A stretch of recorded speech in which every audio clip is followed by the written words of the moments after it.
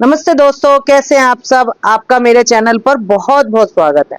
Friends, आम पापड़ एक ऐसी चीज है जिसे बचपन में सभी ने जरूर कहीं ना कहीं से खरीद के खाई होगी, लेकिन आज उसे हम आसानी से अपने घर पर बनाएंगे और थोड़ा सा मसालों का अलग सा ट्विस्ट देंगे, जिससे इसका एकदम बढ़िया सा फ्लेवर निकल के आएगा और खाने में भी एकदम चटपटा सा हमारा आम पापड़ बन के तैयार होगा। और बनाने में भी बहुत आसान है, कोई इसमें बहुत ज्यादा मेहनत की जरूरत नहीं है। और इसको बनाने के लिए जो हमें आंबिया लेनी है वो हम किसी भी तरह की ले सकते हैं, थोड़ी सी पकी हुई हो, एकदम खट्टी हो, किसी भी तरह की आंबिया हम ले सकते हैं। ये तकरीबन मेरे पास 3 पाव के करीब आंबी थी, यानी 750 ग्राम के करीब आंबी थी। और मेरी कुछ आंबिया इसमें से पकी हुई थी और कुछ एकदम खट्टी थी, एकदम कच्ची। तो मैंने सब तरह की आंबी का लेकर और इनका खट्टा आम पापड़ बना दिया। तो इनको बनाने के लिए बस मैंने आंबियों को अच्छे से धोया और फिर ऊपर से उसकी डंठल का पीस एक अलग करके और सबको छील लिया। छीलना हमें थोड़ा सा हल्के केड़े हाथ से, जिससे अच्छा मोटा सा छिलका उतर जाए। अब सारी आंबियां जब मेरी छिल गई तो अब हमें को इसकी कटिंग करनी है। तो कटिंग करने के लिए हम इसकी लंबी लंबी फाके भी कर सकते हैं, या जैसे आपको ठीक लगे इसकी हम कटिंग कर सकते हैं, क्योंकि बाद में इसको हम उबालने वाले ही हैं। तो कोई ऐसे कटिंग करने का नहीं है कि हमें इसमें बहुत परफेक्शन की जरूरत है, बस हमारा काम फटाफट होना चाहिए। तो इसे किसी भी तरह से हम काट कर अलग कर सकते हैं। तो इसके लिए मैंने छोटे छोटे पीस में पहले इसको अलग कर लिया, लंबे लंबे। अब इसके मैं छोटे छोटे पीस में इसे काट कर रख दिया, जिससे ये आसानी से और बहुत जल्दी उबल जाए। और जब सारी मेरी आंबियां कट जाए, अब ये है, ये देखो, ये थोड़ी सी पकी हुई है और इसमें ये जैसे बिल्कुल कच्ची थी और इसमें नीचे अच्छी गुठली पक गई है। तो उससे भी हम अच्छे से इसको किनारों पे से उतार लेंगे। एक सारा गूदा इसका उतार के हम एक साइड रख लेंगे। अब जब सारी आंबियां मेरी कट जाए, तो अब इसे हमें को उबलने के लिए डालना है। तो उबलने के लिए जिस कटोरे में हमें इसे उबालना उसी में ही हम डाल लेंगे और उसमें करेंगे पानी ऐड। तो तकरीबन ये मैंने 1.5 कटोरी के करीब पानी डाला है। ये पानी एकदम इनफ रहेगा, ना ज्यादा है ना कम है। और इन्हें अच्छे से उबलने के लिए छोड़ देंगे। जब एक उबाल आ जाए तो इसे हम ढक देंगे। तकरीबन 5 मिनट लगेंगे और 5 मिनट में हमारी बढ़िया सी आंबी उबल के तैयार हो गई है।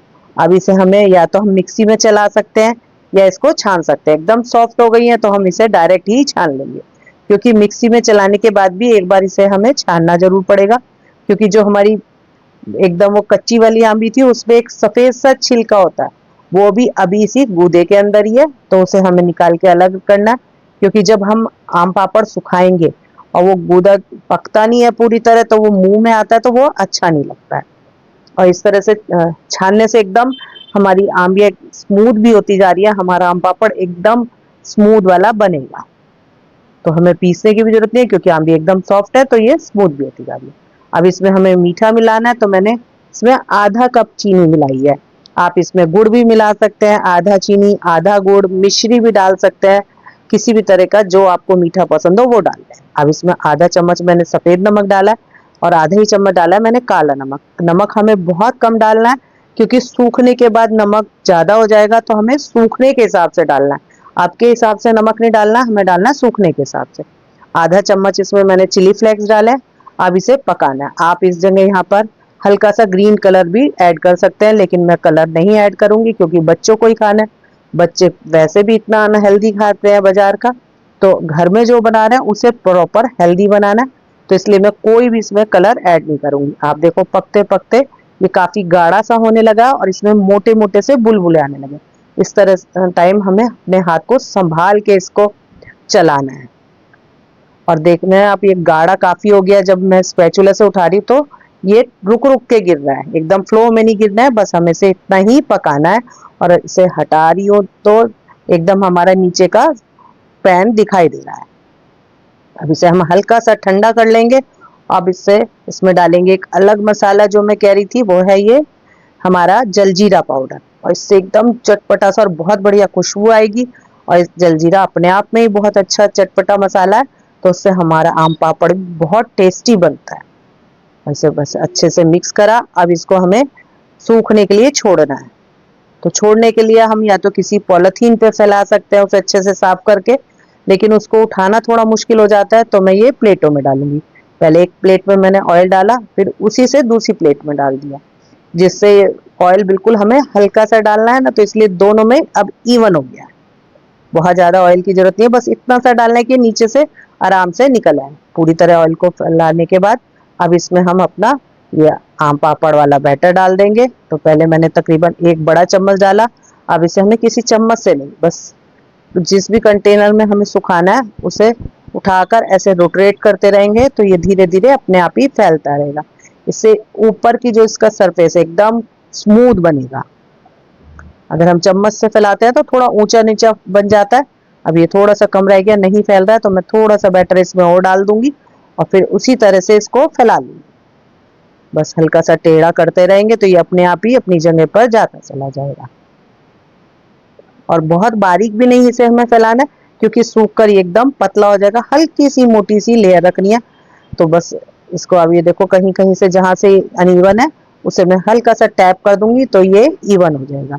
इसी तरह से हम दूसरी प्लेट में भी फैला लेंगे। जितना हमारा सारा ये बचा हुआ आम पापड़ इसको डाल देंगे प्लेट में और उसको भी उसी तरह से हिलाते हुए हम इसे फैला लेंगे। अब इसे हमें सुखाना है तो आप चाहे पंखे की हवा में सुखा लें, चाहे धूप में भी सुखा लें। मैंने दोनों तरह से सुखाया था। रात को रख दिया पंखे की हवा में, दिन में धूप में। 2 दिन में ये मेरा सूख के तैयार हो गया। अब इसे हमें प्लेट पे से हटाना है तो हल्का सा चाकू से इसका मार्क बनाएंगे और किनारों पे से इसे उठा लेंगे और आप देखेंगे आराम से स्मूथली ये प्लेट पे से अलग हो जाएगा। बस हल्का सा पकड़ के हल्का-हल्का खींचते रहेंगे, आराम से ये स्मूथली अलग हो गया। थोड़ा सा पेशेंस से काम करेंगे तो आराम से ही हो जाएगा। अब ये देखो कितना अच्छा बन के आया, एकदम बारीक है और इसमें कितना ट्रांसपेरेंसी है कि बिल्कुल मेरे नीचे की हथेलियां भी दिखाई दे रही हैं। बिल्कुल ग्लास लुक का है। दूसरे वाला भी हम इसी तरह से अलग कर लेंगे। उसके भी किनारे छुड़ाएंगे एक शार्प नाइफ से। तो चारों तरफ से किनारे छुड़ाने के बाद एक कोने पे से पकड़ के उठाएंगे तो ये आराम से उतरता हुआ आ जाएगा। ये भी देखो एकदम बढ़िया बन के तैयार हुआ। मेरी नीचे से इसमें हथेली भी चमक रही है। अब हम इसको छोटे-छोटे पीस में काट के रखेंगे जिससे हमें इसे खाना आसान हो जाए।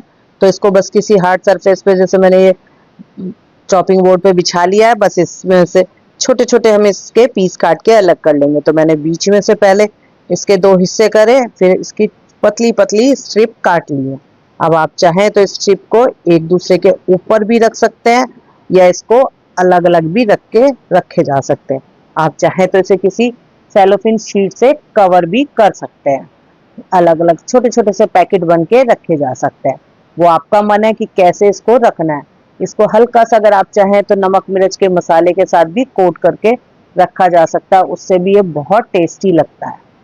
ये आपके ऊपर है कि अब आप इसको कैसे खाएं, लेकिन आम पापड़ सच में बहुत टेस्टी बना हुआ है। आप एक बार इसको बना के देखिए, आपको मजा आ जाएगा कि कितना बढ़िया आम पापड़ मेरा बन के तैयार हुआ है। अब बहुत ज्यादा कोई मेहनत भी नहीं लगी है, फटाफट से हमारा ये बन के तैयार हो गया और एकदम अलग नया सा टेस्ट है। अब मैंने इसके छोटे छोटे पीस काट के अलग कर लिए। इसी तरह मैं इसको स्टोर करूंगी तो आराम से जब खाना हुआ एक छोटा सा पीस निकाला खाने के बाद भी और इसको हम खा सकते हैं। अब मेरे को सर्किल वाले को भी उसकी कटिंग करनी है तो उसके साइड में से मैं छोटे छोटे पीस ये अलग निकाल लूंगी जिससे एक शेप में आ जाएगी और इसकी कटिंग करनी आसान है। सोचिए कि किनारे हमारे ये बेकार नहीं जाएंगे, ये भी आराम से खाए जाएंगे। मैंने इसको एक स्क्वायर शेप दे दी थी और फिर इसके भी छोटे छोटे पीस काट करके और मैं इसको सर्किल में राउंड कर दूँ।